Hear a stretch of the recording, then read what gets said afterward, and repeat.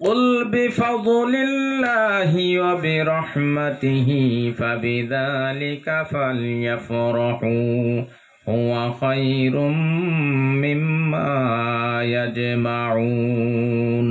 সূরা ইউনূস 11 নম্বর পারার 14 নম্বর পৃষ্ঠার 7 নম্বর লাইনের 58 নম্বর আয়াত। এটা তাফসীর ইবনে কাসির থেকে বলছি। আল্লামা ইমাদউদ্দিন রাহমাতুল্লাহি আলাইহি এই আয়াতের ব্যাখ্যা করতে গিয়ে তিনি লিখেছেন, আল্লাহ পাক রব্বুল আলামিন বলেন, হে নবী, আপনি জানায় দেন, তোমরা দুনিয়ার মধ্যে যা কিছু দেখতে পাও তার মধ্যে সব চাইতে বড় রহমতের প্রমাণ আমি আল্লাহ রব্বুল আলামিন তোমাদেরকে কোরআনুল কারীম দান করেছি।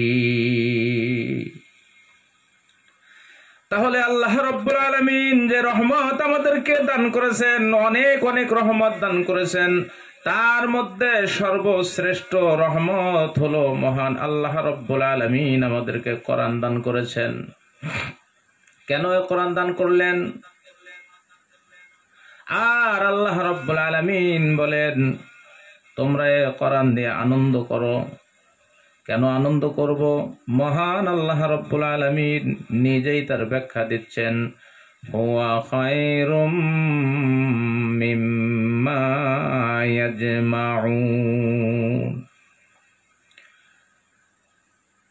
দুনিয়ার সব কিছুই ধ্বংস হয়ে যাবে, আসমান আর আসমান থাকবে না, জমিন আর জমিন থাকবে না, পাহাড় পর্বত, এক কথায় ভূমণ্ডলী কিচ্ছু থাকবে না, সব কিছু একেবারেই ধ্বংস হয়ে যাবে, একাকার হয়ে যাবে, লন্ডভন্ড হয়ে যাবে, কিচ্ছু থাকবে না দুনিয়ার জমিনে।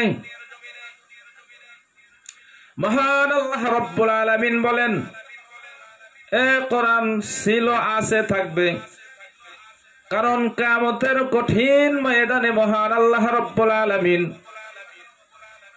বান্দাদেরকে যখন জান্নাত দিয়ে দিবেন, মহান আল্লাহ রব্বুল আলামিন যে একটা মাহফিল করবেন, আর সেই মাহফিলের নিজেই সভাপতি থাকবেন।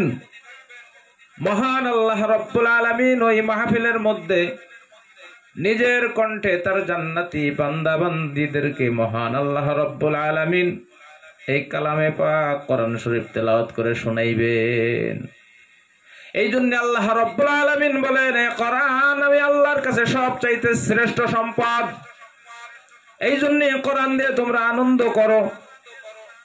আজও পৃথিবীর জমিনে অনেকেই অনেক আনন্দ নিয়ে আছে। কেউ বা চাকরি, ব্যবসা বাণিজ্য, কৃষিকাজ, মাতামাতি, রাজনীতি, বিভিন্ন দিক দিয়ে বিভিন্ন জন আনন্দে আছে, কিন্তু আল্লাহ রাব্বুল আলামিন বলেন, তোমাদের আসল আনন্দ হলো কোরআন দিয়া। কোরআন দিয়া যদি আনন্দ করতে পারো, তাহলেই তোমার ওই আনন্দটা ইবাদত হয়ে যাবে। এখন আপনি তাকান, ফিলিস্তিনের দিকে তাকান, বিশ্ববাসীর তাম পৃথিবীর লোকেরা তাকায় দেখো, ফিলিস্তিনের দিকে তাকান, রাস্তার উপরে লাশ, ঘরের ভিতরে লাশ, বিল্ডিং এর মধ্যে লাশ, বিভিন্ন জায়গা লাশ, শুধু লাশ আর লাশ।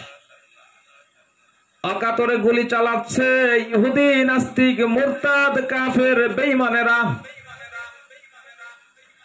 এরপরেও তাদের অন্তরের মধ্যে একটা আনন্দে কাজ করছে। সেই আনন্দটা হলো ঈমানি আনন্দ, কারণ তারা জানে এই যে অকাতরে গুলি আসছে।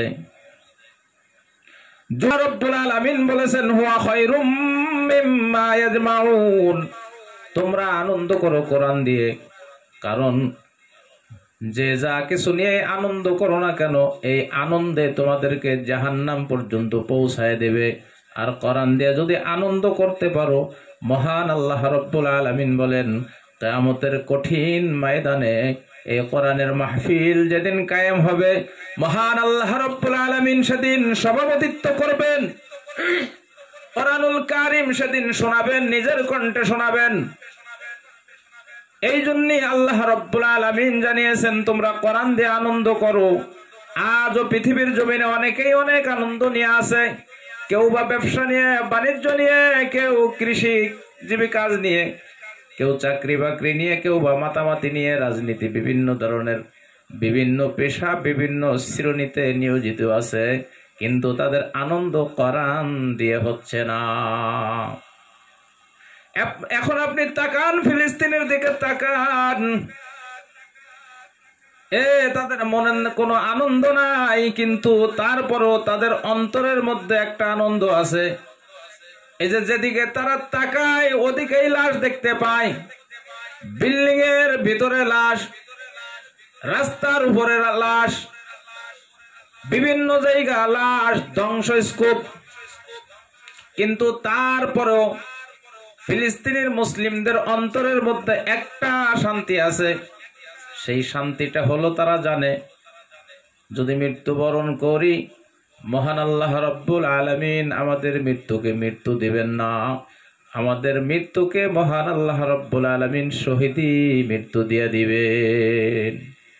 আল্লাহ জানিয়েছেন ওয়াকাতিলু ফি সাবিলিল্লাহ, ফি সাবিলিল্লাহি আমওয়াত বাল আহইয়াউ ওয়ালাকিন লা তাশউরুন। আল্লাহ পাক রব্বুল আলামিন বলেন যারা শাহাদত বরণ করেছে, শহীদ হয়েছে, তোমরা তাদেরকে মৃত্যু বলো না, কারণ আল্লাহ রব্বুল আলামিন এই শহীদদেরকে নিজে খাবারের ব্যবস্থাও করেন।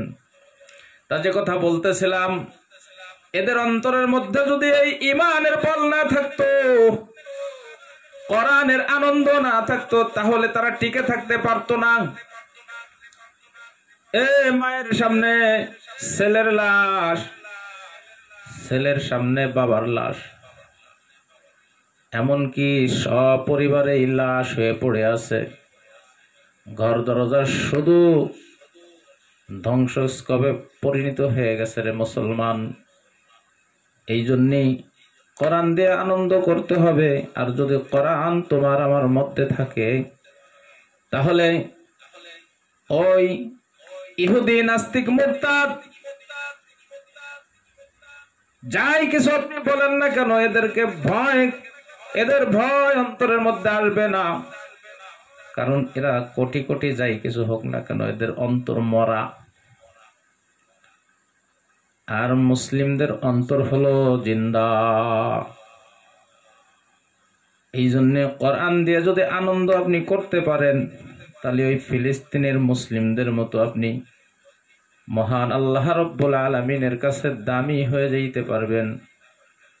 কোরআনের আনন্দ যদি তাদের অন্তরের মধ্যে না থাকতো, এই যে যখন ফেসবুক আর ইউটিউবের মধ্যে ঢোকে, ইউটিউব আর ফেসবুকের মধ্যে ঢোকা হয়, আমি নিজে দেখেছি ছোট্ট বাচ্চা, 3 বছর, 4 বছর, 5 বছর, 7 বছরের বাচ্চা রাস্তায় নেমে নেমে মাকেও ডাক দেয় না, বাবাকেও ডাক দেয় না, কোনো নেতা নেত্রীকেও ডাকে না, তারা শুধুমাত্র কেবলমাত্র মহান আল্লাহ রাব্বুল আলামিনকে ডাকে। আল্লাহু আকবার, আল্লাহু আকবারের স্লোগান তাদের অন্তরের মধ্যে। নবীর উম্মতের দল, মুসলমান ইমানদার আল্লাহর গোলাম, আপনি একটু তাকায় দেখেন আপনার অন্তরের মধ্যে কতটুকু আল্লাহর উপর যদি মহাব্বত থাকে, আল্লাহর প্রতি ভালোবাসা থাকে, দৃঢ় বিশ্বাস থাকে, তাহলেই না আপনি আল্লাহু আকবার বলতে পারবেন। তা না হলে তো আপনাকে ওইখানে আর একজনকে ডাকার কথা।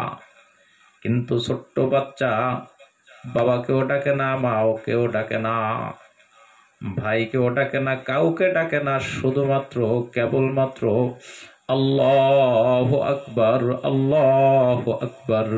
এমনকি ওই ফিলিস্তিনের মা বোনেরা আল্লাহু আকবার, আল্লাহু আকবার, আল্লাহু আকবার বলে চিৎকার মেরে মেরে কান্দে। তাদের কলিজা ফেটে রক্ত খনন হয়ে যায়, কলিজা পড়ে গন্ধ বের হয়, তবুও আল্লাহর ভালোবাসা থেকে এক বিন্দু পিছনে যায় না। এইটা হলো আল্লাহ পাক রব্বুল আলামিন। এই যে মুসলমানদের অন্তরের মধ্যে যে আল্লাহ পাকের বিশ্বাস আর ইয়াকিন আর কোরআনের ভালোবাসা, এই ভালোবাসা যদি না থাকতো রে মুসলমান, তাহলে তুমি একদিন ওই জমিনে টিকে থাকতে পারতা না। এই যে ইহুদি নাস্তিক মুরতাদ, এই যে বিনিয়ামিন নেতানিয়াহু যতই ক্ষমতাধর হোক, একজন ফিলিস্তিনের ছোট্ট বাচ্চাও তাকে দাম দেয় না, তাকে ভয় পায় না। আপনি দেখবেন ছোট্ট মাসুম বাচ্চা আল্লাহু আকবার বলে আগায় যাচ্ছে, জীবনটাকে আল্লাহর জন্য উৎসর্গ করে দিচ্ছে। এই জন্য মহান আল্লাহ রাব্বুল আলামিন আমাদেরকে কোরআনুল কারীমের খেদমত করার তৌফিক দান করো।